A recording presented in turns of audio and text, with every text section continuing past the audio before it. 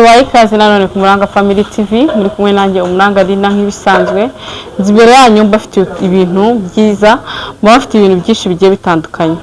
Kuri uyu munsi rero tugarutse muri ya gahunda yacu yo guhuza abakunzi bakamenyana bagakundana ibintu bikagenda neza. Umuranga Family TV rero waba uri umudivorce, waba waragerageje urukundo bikanga, waba se ushaka guha urukundo amahirwe ya kabiri, kari ku Muranga Family TV byari ibibazo bihinduka ibisubizo. Hano ku Muranga Family TV uratwegera ukatubwira umuntu wifuza uko ameze, hanyuma tukabahuza mugakundana tukabashyigikira ibyishimo byanyu ibyishimo byacu. Kuri uyu munsi rero dufite umutumirwa, umukobwa mwiza, umukobwa ubona ko umukobwa ufite indangagaciro na kirazira, umukobwa w'umuco. Tujye kumuha umwanya atwibwire ndetse anatubwire umuntu yifuza uko ameze. Turabakiriye. Amazina mitwa bande? Nitwa Liza. Liza, mufite imyaka ingahe? Mukora iki mu buzima busanzwe? Mfite imyaka 23. Nta kazi ngira, ndashakisha. Usanzwe nkora ubuyedi, ko kazi kanjye navuga kari imbere cyane, cyangwa se no guhinga ibonetse muri ibyo mbasha gukora. Liza, mutuye hehe? Mu rugo nahagana he? Mu rugo ni mu karere ka Kirehe. Mu karere ka Kirehe? Mu karere ka Kirehe. Ubwo ni intara y'Iburasirazuba niyo ntibeshye. Yego. Liza ni muntu ki mu buzima busanzwe? Umufiyemeri w'abana babiri. Yego. Ndi umufiyemeri w'abana babiri. Liza rero byarabikunda wagize history cyangwa se wagize amateka y'urukundo. Yego. Ntabwo twajya kuvuga mu details cyangwa se details z'urukundo wahuye narwo uko byakugendekeye, ntabwo byose twabivamo, ariko ikintu wibuka yeruka mu rukundo ni ikihe kintu wahuye nacyo mu rukundo kikagudusha nyine se, cyangwa se kikaba ikintu cyakubereye umutwaro se cyangwa cyakubereye ikintu kibi mu rukundo? Aho mperukira umukunzi twari turi kumwe namufashe ariko nce nyuma, mufata inshuro ya mbere ya kabiri byibonera gutya, birangira dutandukanye. Yego. Liza mwihangane. Liza ni umufemeri w'abana babiri. Liza, urifuza umusore umeze ute? Umusore nifuza rero ntabwo ngendera ku isura, ntabwo ngendera ku kazi afite. Icyo nifuza mbere na mbere ni urukundo, aba afite urukundo, ari umudivorce, ariko mbere ya byose nkabanza kumenya icyatumye wenda adivorce n'uwo wa mbere. Yego. Abaye ari umusore byaba akarusho, abaye afite akazi byaba ari sawa. Liza, uragaragara uri umukobwa w'inzobe, wifuza umusore ufite imyaka ingahe kuva kuri ingahe kugeza kuri ingahe? Umusore w'igikarase cyangwa se umusore w'inzobe? Uratangariza abakunzi b'Umuranga Family TV umuntu wifuza uko yaba ameze?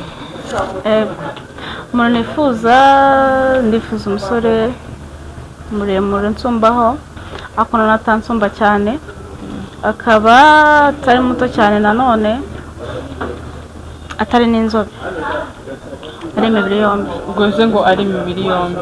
Yego. Liza ati ndashaka umusore utansumba, umusore unsumba ariko atansumba cyane. Ubwo mu kigero cy'uburebure bwawe ureshya ute? Cyangwa se twasaba kameramani akabidufashamo, ugahaguruka, niba utazi ukuntu ureshya ugahaguruka, hanyuma kameramani akakwegereza kamera, abantu bagukurikira bakareba ingano y'uburebure bwawe, ku buryo n'uwo muntu rero wifuza cyangwa se umuntu waba wagukunze yamenya ati nakunze umukobwa ureshya ute. Nyahaguruka nta kintu bibatwaye. Kameramani mumwegereze kamera, abakunzi b'Umuranga Family TV babashe kumureba neza.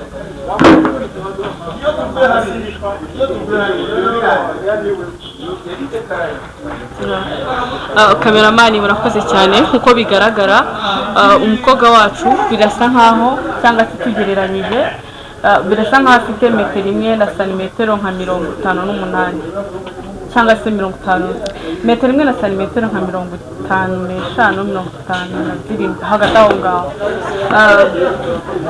Watubwira rero, mukomeze mutubwire uwo musore watubwiye turashaka umusore w'igikara, yaba ari umudivorce nta kintu bitwaye. yego.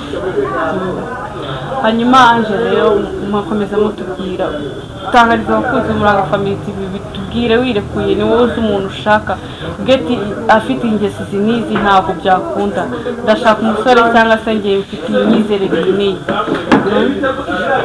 Yego, ntabwo nshaka umusore w'inzoga kuko nanjye nazonywa. Abaye asenga byaba akarusho kuko nanjye ndasenga, nsengera ndasenga, ntabwo ngombera idini, wenda ngo idini yaba arimo, idini iryo ari ryo ryose nta kintu byabintwaye, namuhindurira nta kibazo. Ati idini iryo ari ryo ryose wowe wamuhindukira ukagana mu idini yaba arimo. Ange rero ukomeze utubwira niba nta kintu bitwaye abakuzi b'Umuranga Family TV, nk'iyo umuntu ajana akatubwira ati mfite umwana cyangwa se mfite abana, abantu benshi muri komenti barandika ati mujye mutubwira ikigero cy'abo bana, umwana afite imyaka ingahe, undi afite imyaka ingahe, mu buryo bwo kugira ngo abantu badukurikiye kugira ngo yumve neza ko muhuje, watubwira nta kintu bitwaye. Yego, umwana wa mbere mfite n'umuhungu afite imyaka 6, 7 azaza mu kwezi kwa kabiri, undi wa kabiri ni umukobwa afite imyaka 3, yuzuye mu kwezi kwa gatandatu kuri 25 nibwo yujuje 3. Wabucura uheruka afite imyaka 3. Afite imyaka 3. Ange rero ni ikihe kintu umuntu mukundana se cyangwa se umuntu mwaba mubana se cyangwa se umugabo wifuza cyangwa se umugabo wawe ashobora kuba yagukorera Ange kwihangana bikakunanira? Njya kubabara. Ikintu cya mbere ni umuntu wambabaza, icyo ni kimwe.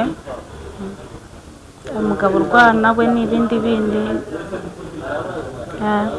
Kubabara mu buryo bitandukanye. Nshobora kuza nkakubwira nabi ukabura babaye, nshobora kuza se wenda ni wimuzi nashaka kuvuga, nabwo bikaba bibaye ikibazo. Kubabara nyine, umuntu wakubabaza ni umuntu wakora iki muri make? Ntabwo umuntu wambwira nabi, ntabwo umuntu umbwira nabi pe, ibyo bintu ndabyanga. Mbaye wenda nagize ikosa runaka, ufite kunyishaza ukanganiriza ukambwira ati ibi n'ibi ntabwo biri kugenda neza, kuko nanjye mba ndi umuntu mukuru kandi mba ngomba no kubyumva. Ange rero abakuzi b'Umuranga Family TV, abantu badukurikira mu buzima bwa buri munsi, baratubwira ati uko mwakira abantu mukatugezaho ibyo bifuza, mukatubwira abakunzi bashaka, cyane cyane bamwe bakunda kugira impungenge ati uwo mufiyemeri, uwo muntu baba bakiri kumwe mu buzima se, baba bakivugana cyangwa byararangiye nta hantu bahurira? Watubwirira abakunzi bacu. Ntabwo umuntu turi kumwe, ntabwo twareka kuvugana kubera ko ndamuhekeye, abagomba kumanya inzu y'abana, icyo nicyo kintu kiduhuza, nta kindi kiduhuza njye nawe. Yego, ati nta kindi kiduhuza njye nawe, ikintu kibahuza ni uko amuha cyangwa se amugenera indezo y'abana. Abakunzi b'Umuranga Family TV, mwumvishe umukobwa wacu Ange ibyo yifuza, mwumvishe Mukoyiriza. Ati Mukoyiriza, yitwa Mukoyiriza Ange. Mwumvishe ibintu yifuza, umuntu yifuza ukuntu ameze, umuntu waba wumva ahuje na Ange ibyifuzo bye, akumva babasha guhuza, aratwandikira hanyuma tubahuze. Ibyishimo byanyu ibyishimo byacu. Umuranga Family TV rero, abakunzi tubana mu buzima bwa buri munsi, mboneraho no kubibutsa ko gushaka umukunzi hano ku Umuranga Family TV ntabwo bisaba ko hari ikiguzi mutanga. Ibyishimo byanyu nibyo duharanira, nimwe dukorera mu buzima bwa buri munsi. Nanashishikariza abantu bataduflowinga se cyangwa abantu batadukurikirana kutugana bakadukurikirana, nimwe dukorera.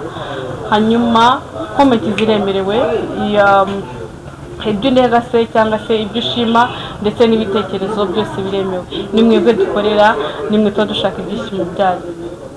Ikiganiro rero ntaho ubutaha, murakoze cyane.